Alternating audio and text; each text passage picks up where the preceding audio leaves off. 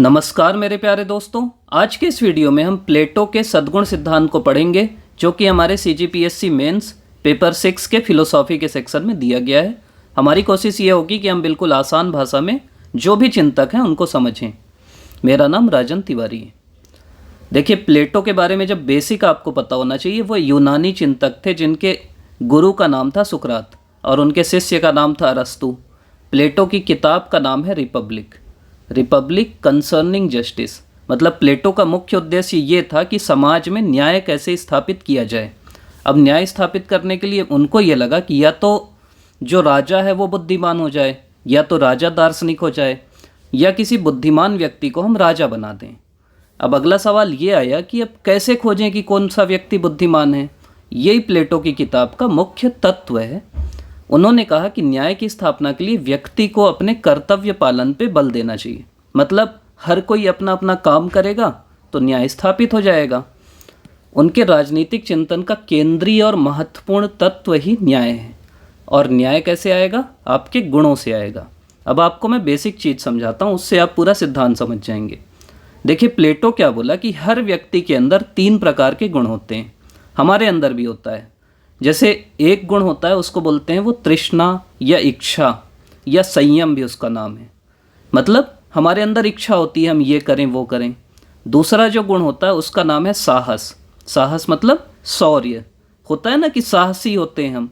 और तीसरा जो गुण होता है वो होता है विवेक या बुद्धि। तो प्लेटो बोले कि ये तीनों गुण हर व्यक्ति के अंदर होता है।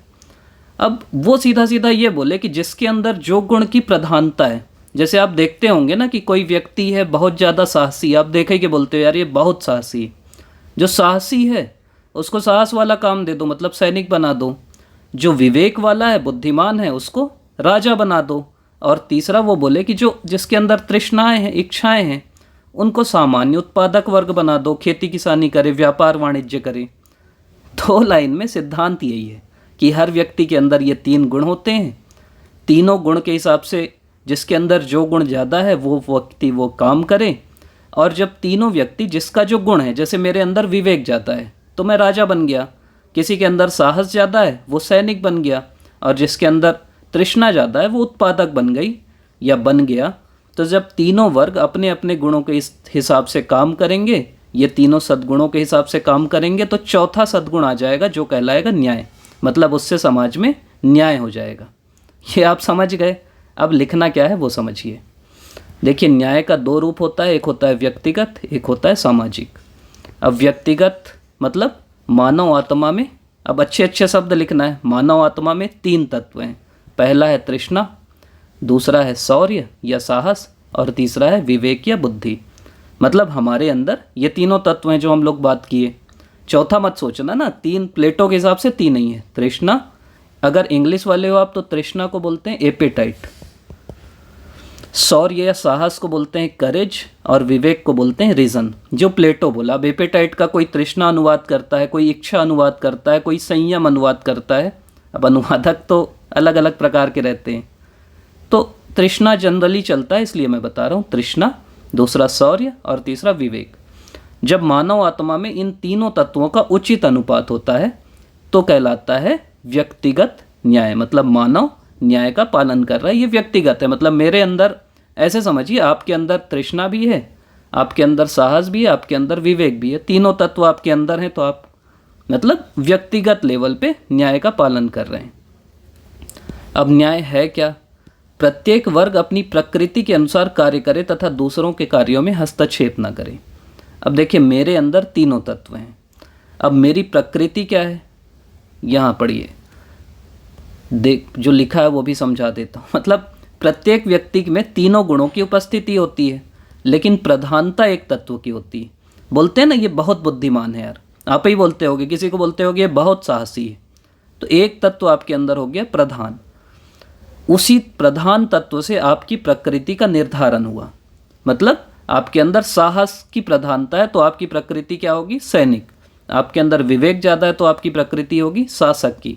आपके अंदर तृष्णा ज़्यादा है तो प्रकृति होगी उत्पादक की। बार बार मैं इसीलिए 3 चीज़ बोल रहा हूँ कि वही बस सिद्धांत है, बस हम उसी को गोल गोल घुमा के बताएंगे। जो उसकी प्रकृति का निर्धारण करती, इसी से समाज में 3 वर्गों का निर्माण होता है। अब आप ऐसे चार्ट बना देना बढ़िया से। एक लिख देना यहाँ आत्मा का गुण, वर्ग और उसका कार्य। एक मैं ये बेसिक चार्ट बता रहा हूँ आपको, एक मैं एडवांस चार्ट भी बताऊँगा जो इग्नू की बुक में है। आपको जो ये तो बेसिक है ये आप याद कर लोगे, किसी को एडवांस वाला याद हो जाए ना तो वो कर लेना और मज़ा आ जाएगा। ऐसे चार्ट बना देना है। पहला है आत्मा का गुण। आत्मा का गुण, पहला गुण क्या है? विवेक। एक चीज़ मैं और बोल दूं कि कहीं किसी बुक में आपको कुछ और मिल सकता है, तो ये आप ध्यान से इसी को लिख देना, कोई दिक्कत नहीं है, ये सही है। मत सोचना कि इसमें ये लिखा उसमें वो लिखा है, बात वही है। आत्मा का गुण है विवेक। जो वर्ग कहलाएगा वो कहलाएगा शासक या दार्शनिक राजा, और उसका काम क्या होगा? राजा का प्रशासन करना। दूसरा गुण आत्मा का क्या है? जिसके अंदर विवेक की प्रधानता होगी वो बनेगा शासक और काम करेगा प्रशासन का। जिसके अंदर साहस की प्रधानता होगी वो बनेगा सैनिक और काम करेगा आपकी सुरक्षा का। जिसके अंदर तृष्णा या संयम की प्रधानता होगी वो बनेगा उत्पादक और वो काम करेगा उत्पादन का। सीधा सीधा ये चार्ट आप शुरू में बना देना। अगर 2 नंबर का या 4 नंबर का है ना, चार्ट बना दोगे आपको पूरा नंबर मिल जाएगा। आत्मा का गुण, कौन सा वर्ग और काम क्या करेगा। ये एडवांस चार्ट जिसकी मैं बात कर रहा था कि आत्मा की प्रकृति बुद्धि, हित क्या है उसका, काम क्या करेगा ज्ञान का, वर्ग कहलाएगा दार्शनिक, दार्शनिक या दार्शनिक राजा, और सद्गुण कौन सा है उसके अंदर? विवेक का। मतलब ये बिल्कुल और बेसिक जब आप घुसोगे ना तो ये अंदर घुसते हैं। तो ये वाला भले आप हटा देना, ऐसे लिख सकते हो कि आत्मा की प्रकृति है बुद्धि की, जिसके अंदर बुद्धि ज़्यादा है वो बनेगा राजा, और उसके अंदर सद्गुण कौन सा होगा? विवेक का।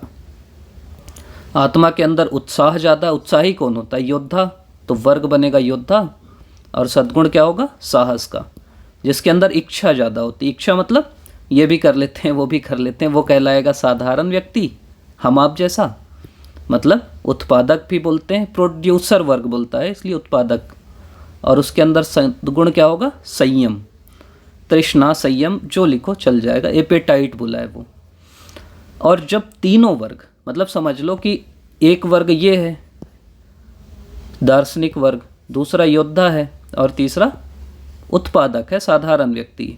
तीनों वर्ग अपने अपने जब काम करेंगे, दूसरे के कार्य में हस्तक्षेप नहीं करेंगे। मेरा काम, मेरे अंदर विवेक है मैं राजा बन गया, दूसरे के अंदर साहस है वो सैनिक बन गया, तीसरे के अंदर संयम है वो उत्पादक बन गया, साधारण व्यक्ति बन गया। जब तीनों अपने अपने गुणों के हिसाब से काम करेंगे तो आएगा चौथा या अंतिम सद्गुण जो कहलाएगा न्याय। न्याय क्या है? चौथा या अंतिम सद्गुण, और यही सर्वोच्च सद्गुण है। मतलब जब तीनों गुण आ जाएंगे, तीनों गुण वाले अपने अपने गुणों के हिसाब से अपना अपना काम करेंगे तो समाज में स्थापित होगा न्याय। इसीलिए उसकी किताब का नाम भी क्या है? रिपब्लिक कंसर्निंग जस्टिस, मतलब रिपब्लिक न्याय की स्थापना के लिए। तो न्याय अंतिम या सर्वोच्च सद्गुण है। अब कभी कभी क्या होता है ना, 8 नंबर का भी सवाल आ जाता है, तो उसके हिसाब से मैं बता देता हूँ कि 3-4 विशेषताएं भी नीचे लिख देना। 4 का भी आता है तो ऐसे बना के छोटा सा 1 2 3 4 कर देना, तो बाकी को अगर 3 मिलते रहेगा तो आपको आधा नंबर तो देगा ना इतना लिखने का। पहला है कि यह सिद्धांत नैतिक है, मतलब कानूनी नहीं। कानून से आप कैसे बता दोगे यार? अब दिक्कत वही हुई, प्लेटो ना हवाई वाला था। अब मेरे से कोई पूछेगा कि तुम्हारे अंदर क्या गुण है, मेरे को पता है कि विवेक बोलूँगा तो राजा बनूंगा, और तृष्णा बोलूँगा तो किसान बनूंगा, तो मैं तो बोलूँगा ना मैं विवेकी हूँ। तो ये सिद्धांत ना नैतिक है, कानूनी नहीं है। कानून से आप किसी को नहीं बांध सकते, और इसीलिए फिर वो अलग अलग सिद्धांत देता है। फिर वो शिक्षा का सिद्धांत देता है, बोलता है बच्चा जब पैदा होगा तो उसको उठा के ले आओ, उसको पता ही ना रहे उसका माँ बाप कौन है। जो शासक होगा और सैनिक होगा उसमें साम्यवाद ले आओ, मतलब ना तो उनकी संपत्ति होगी ना तो उनका परिवार होगा।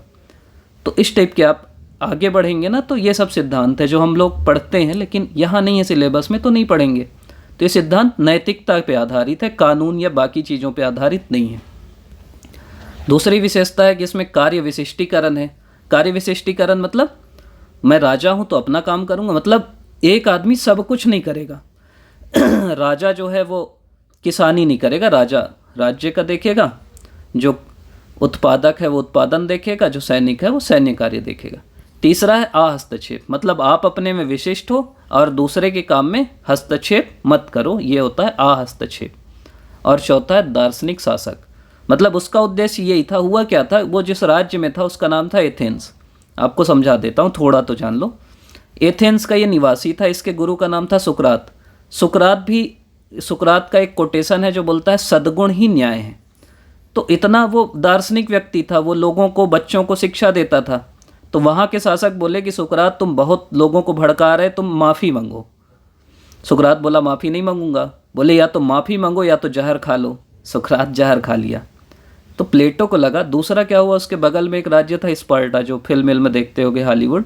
तो स्पार्टा वाले आके, छोटा सा राज्य था स्पार्टा, एथेंस बड़ा था, स्पार्टा वाले आके एथेंस को हरा दिए।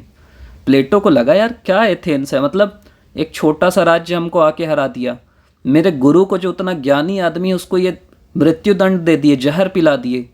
ऐसा राज्य होना ही नहीं चाहिए। तो क्या करें? तो बोला कि शासक अच्छा लेके आते हैं। या तो जो शासक है वो दार्शनिक हो जाए, बुद्धिमान हो जाए, या जो दार्शनिक व्यक्ति है, बुद्धिमान व्यक्ति है, वही शासक बने। तो उसी के लिए पूरी बुद्धिमानी, पूरा सिद्धांत दिया कि जिसके अंदर विवेक होगा उसको फिर वो 35 साल तक पढ़ाता है। आप लोग अभी पढ़ रहे हैं ना, तो परेशान मत हो। उसका शिक्षा का सिद्धांत है, बचपन से उठा के लाएगा एक बच्चे को और 35-40 साल तक पढ़ाएगा, फिर बोलेगा अब तुम राजा बन सकते हो। तो अभी तक आप पढ़ रहे हैं ना, 30-35 साल के हो, तो मत परेशान हो। प्लेटो भी पढ़ाता है। तो आप अभी तक देख रहे हैं, इसके लिए आपका बहुत बहुत धन्यवाद। सिद्धांत बेसिक ही है। हर व्यक्ति के अंदर 3 गुण होते हैं, अगर आप आखिरी में फिर से रिवीजन करोगे। एक होता है तृष्णा, एपेटाइट, एक होता है साहस, एक होता है विवेक। जब व्यक्ति के अंदर लेकिन कोई गुण प्रधान होता है, कोई तृष्णा प्रधान होता है, कोई विवेक प्रधान होता है, कोई साहस प्रधान होता है। जिसके अंदर विवेक ज़्यादा है वो बनेगा शासक, जिसके अंदर साहस ज़्यादा है वो बनेगा सैनिक, और जिसके अंदर तृष्णा ज़्यादा है वो बनेगा उत्पादक या सामान्य आदमी। जब तीनों वर्ग, जिसके अंदर जो ज़्यादा है, अपना अपना काम करेंगे, दूसरे के काम में हस्तक्षेप नहीं करेंगे, तो समाज में जो चौथा सद्गुण है, मतलब ये तीनों सद्गुण हो गए, विवेक, साहस और तृष्णा। जब तीनों गुण के हिसाब से लोग काम करेंगे तो चौथा सद्गुण जो न्याय है उसकी स्थापना होगी। यही प्लेटो का सिद्धांत है। आप अभी तक देख रहे हैं, इसके लिए धन्यवाद। लाइक शेयर सब्सक्राइब करिएगा और हमारी ये जो सीरीज़ है ये जारी रहेगी। आपका पुनः धन्यवाद।